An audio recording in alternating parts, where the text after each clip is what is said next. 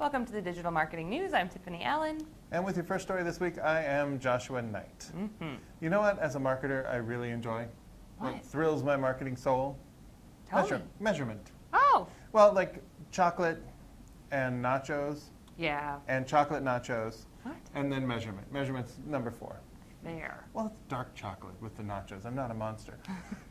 But anyway, I love measurement, and so there's good news for me this week because Nielsen is teaming up with Google. Yeah. Nielsen, as you know, not the kid who goes, ha ha, on The Simpsons. That would be Nelson. But Nielsen, the rating service from the days of TV back in the day and on, made a deal with Google so that it can help measure its mobile YouTube ad traffic. Wow. So they're going to add this to their total ad ratings product. That's going to include their YouTube mobile audience. So marketers are going to be able to more easily see the cross-platform measurement of their campaigns across regular old TV and then the digital ads. So this is kind of Nielsen making a play to become this authoritative source for cross-platform analytics. Heaven knows we need it, so they seem to have a lot of the background necessary for it. So I'm looking forward to seeing what they come up with. I like it. Yeah. Hey, speaking of ads. I love ads. Okay. I like nice ads. That's true. So, beginning on July 9th of this year, Google Chrome will stop showing any disruptive ads in any country on any site. So their ads go like this. Imagine that Tiffany's the content, and yes. I'm the disruptive ad. If I'm just like, Pwah!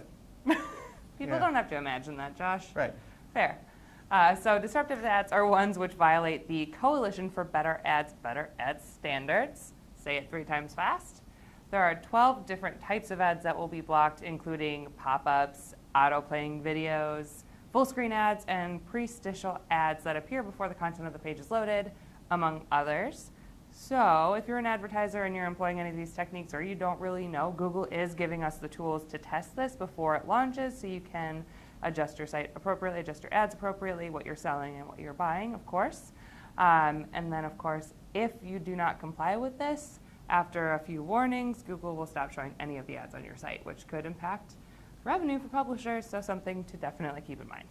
Yeah, I did see that they said only, 1% or so of sites are actually showing these things? Yeah. So it's definitely more extreme examples than some of the just regular interstitials and things we're looking at. But on the whole, people come to your site to see the content.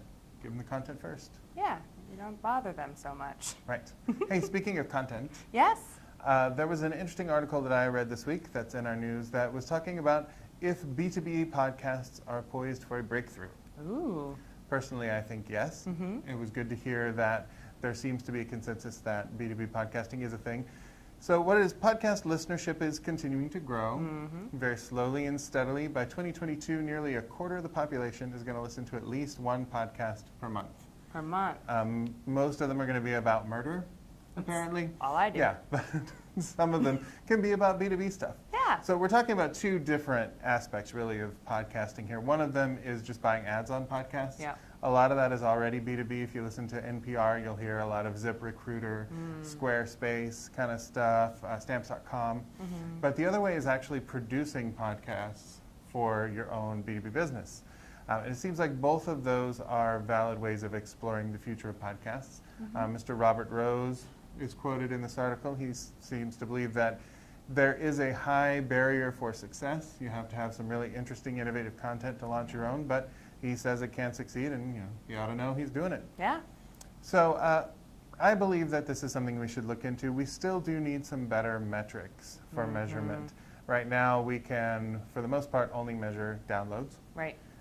iTunes can give us some detail on the people who choose to use one specific app to listen, but we do need something like, say, the standard that we talked about last week that is rolling out. So I'd say keep an eye on it, and definitely the barrier to entry for a podcast is so very low.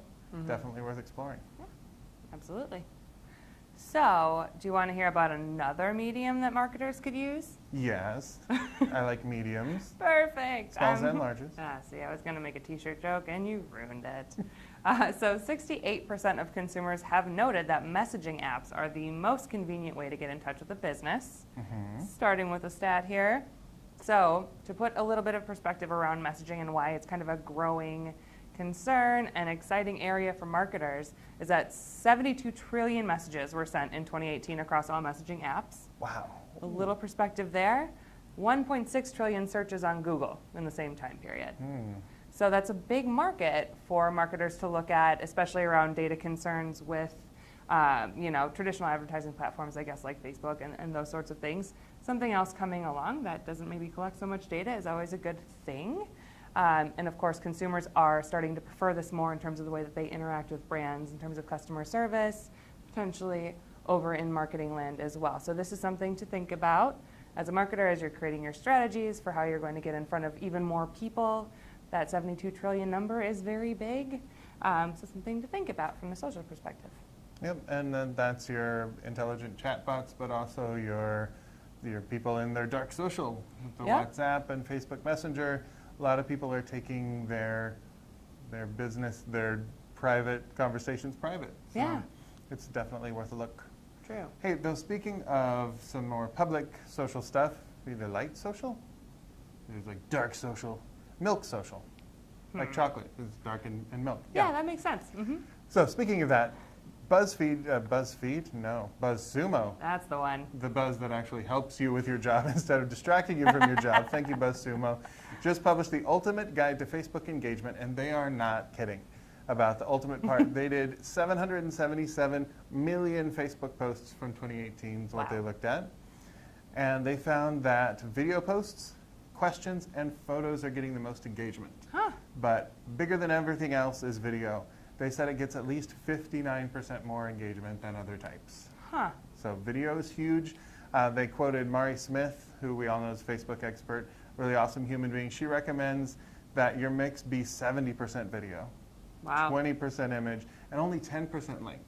So I think a lot of us are doing maybe the opposite. Most of it is links to content. We're talking video. They did find also that the optimal length for a video is 3 to 5 minutes. They actually said down to 3 minutes and 20 seconds is the sweetest of the sweet spot. But 3 to 5 minutes, they say if you're over 3 minutes, add some kind of CTA or information you want to get across before that 4-minute mark.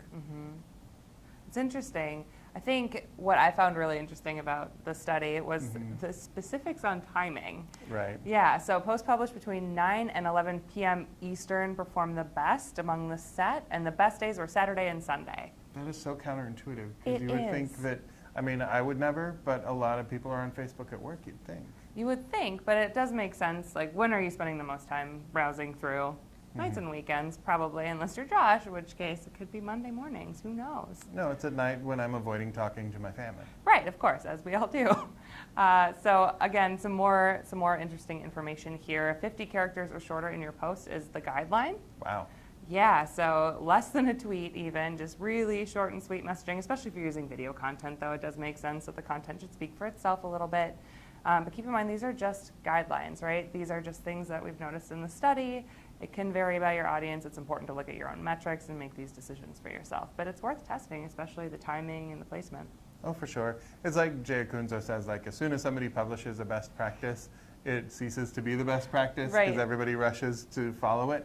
But I agree that this is a great jumping off point to see if this is going to get you the engagement you're looking for. But keep in mind your audience may be composed of people who are on Facebook at work.